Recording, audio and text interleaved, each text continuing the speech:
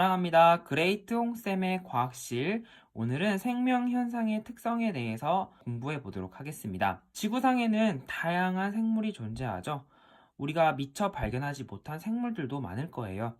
하지만 지금까지 발견된 많은 생물들의 공통적인 특성을 보았을 때 대부분의 생물은 세포로 이루어져 있고요. 체 유지와 종종 유지 특성을 가지고 있습니다. 이런 특성들을 배우는 학문이 바로 생명과학이고요. 생명현상의 특성을 공부하게 될 것입니다. 자, 첫 번째로 생물체는 구조적, 기능적 단위인 세포로 이루어져 있다. 하나의 세포로 이루어져 있는 단세포 생물, 그리고 여러 개의 세포가 조직적, 유기적으로 구성되는 다세포 생물들이 있습니다. 자, 여기에 동물세포와 식물세포 구조가 나와 있습니다. 자, 여기 DNA와 단백질로 이루어진 염색사도 보이고요.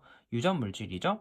이것을 둘러싸고 있는 핵의 구조도 관찰할 수가 있습니다. 결론부터 말하자면 세포로 이루어져 있다라는 것은 세포막의 구조를 가지고 있다라고 말할 수가 있습니다. 자, 여기 세포막의 구조를 보면은요, 이렇게 인지질이라는 물질이 이중충으로 그리고 단백질이 함께 이렇게 존재해서 세포막을 이루고 있는데요. 문제는 지구상의 생물 중에서 세포로 이루어져 있지 않은 생물이 존재한다는 거죠. 그 이름하여 바이러스입니다. 바이러스는 세포막의 구조를 갖고 있지 않고 몸통의 단백질과 그 안에 바이러스 자신의 유전 물질인 핵산을 가지고 있고요.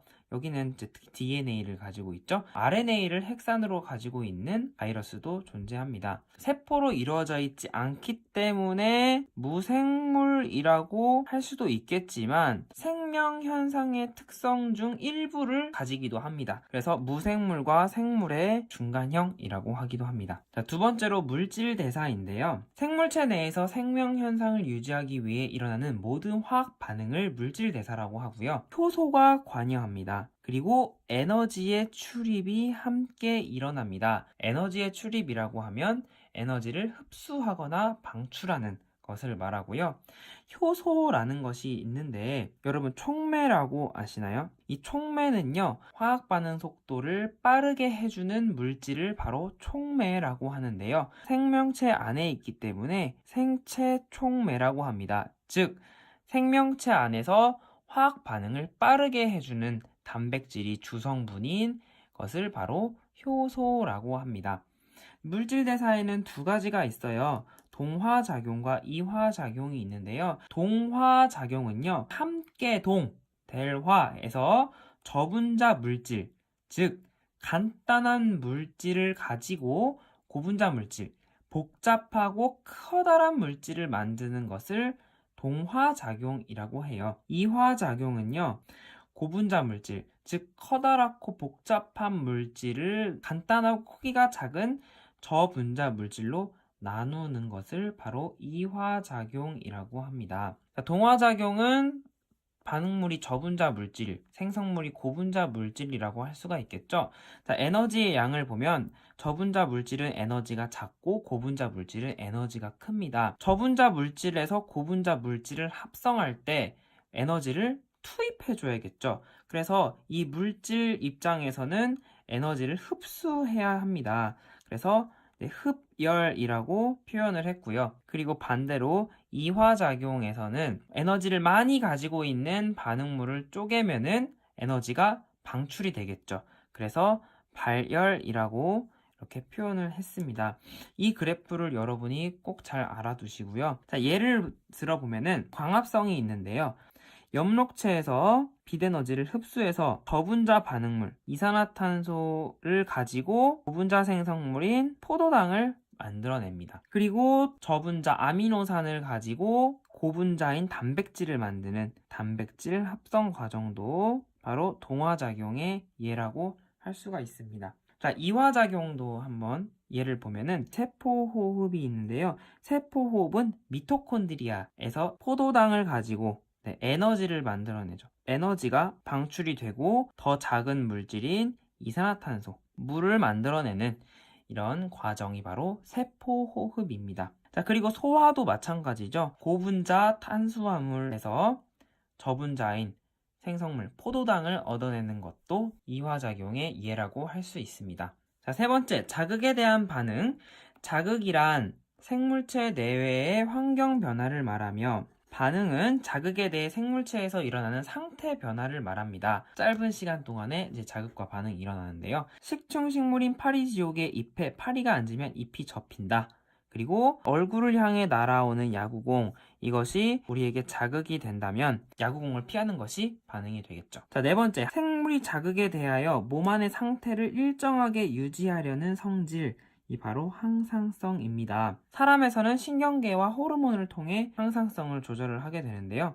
예를 들어 체온 조절, 혈당량 조절, 삼투압 조절이 바로 항상성 조절의 예에 해당이 됩니다. 한번 볼까요? 간뇌라는 부분에서 덥다는 것을 알아챘어요. 그러면 부교감 신경이라는 신경계를 통해서 바로 혈관을 확장시켜서 우리가 땀을 분비하고 그리고 열을 잘 방출할 수 있게, 호르몬을 통해서는 갑상선, 자극 호르몬을 감소시켜서 체온을 내리는 이런 과정들을 통해서 우리는 항상성 조절을 할 수가 있죠. 그래서 자극에 대한 반응, 항상성 조절, 주로 세트로 설명을 하게 됩니다. 자, 그리고 발생과 생장인데요.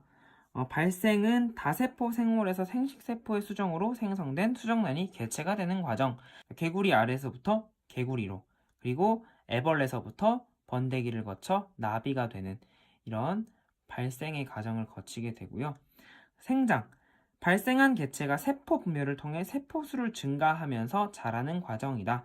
그래서 어린 개구리가 성체 개구리가 되고, 그리고 작은 나비가 큰 나비가 되고, 이런 것이 바로 생장이라고 합니다. 이 발생과 생장도 생명현상의 특성에서 함께 설명하는 부분 중에 하나입니다. 자, 일곱 번째, 생식인데요. 생물이 자손을 만드는 현상을 말하고 무성생식과 유성생식으로 이렇게 두 가지로 구분을 하게 되죠.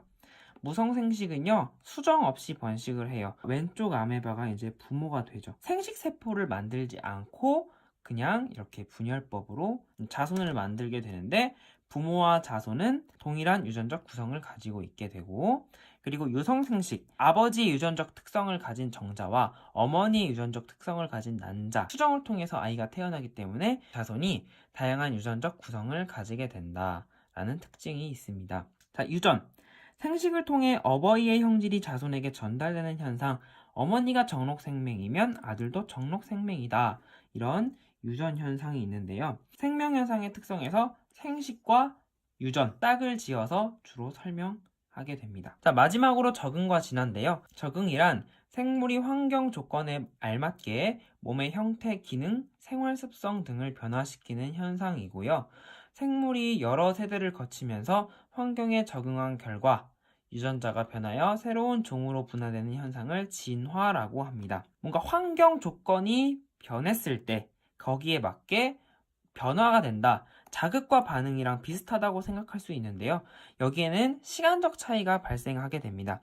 자극과 반응이 짧은 시간 안에 나타나는 생물의 변화라고 한다면, 이 적응과 진화는 오랜 시간 동안에 일어나는 생물의 변화라고 할 수가 있습니다. 갈라파고스 군도에 사는 핀치의 부리 모양은 먹이의 종류에 따라 다양하다. 선인장은 잎이 변한 가시가 있어 물의 손실이 최소화된다. 자, 여기에 예가 하나 더 있습니다. 자, 사막여우와 북극여우인데요.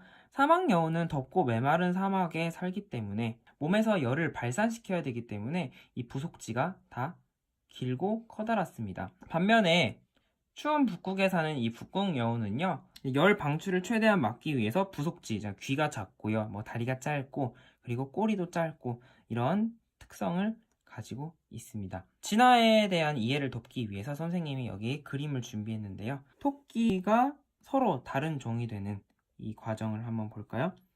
한 종의 토끼가 초원에 살고 있었는데요. 초원에 갑자기 중간에 강이 생겼어요. 그래서 토끼가 두 무리로 나뉘어져서 서로 떨어져 살게 되었는데, 이 두 무리의 토끼가요, 서로 다른 환경에 살았고, 그리고 우연하게 돌연변이체가 나타나게 되었어요. 이 돌연변이체 중에서 각각의 환경에 아주 잘 적응한 개체가 잘 생존했겠죠. 그래서 오랜 세월 동안 자연 선택이 되었고, 강이 사라졌음에도 불구하고 이제 같이 살게 된 토끼들은요, 서로 다른 종, 즉 생식적 격리가 일어나게 된 것입니다. 두 종 사이에서 자손이 태어날 수가 없고요. 설령 자손이 태어난다고 하더라도 그 자손이 생식 능력이 없는, 종족 유지를 할 수 없는 개체일 때 두 종은 서로 다른 종이다 라고 할 수가 있습니다. 오늘 강의는 여기까지고요. 다음에는 바이러스에 대해서 공부해 보도록 하겠습니다. 지금까지 그레이트 홍쌤이었습니다. 안녕!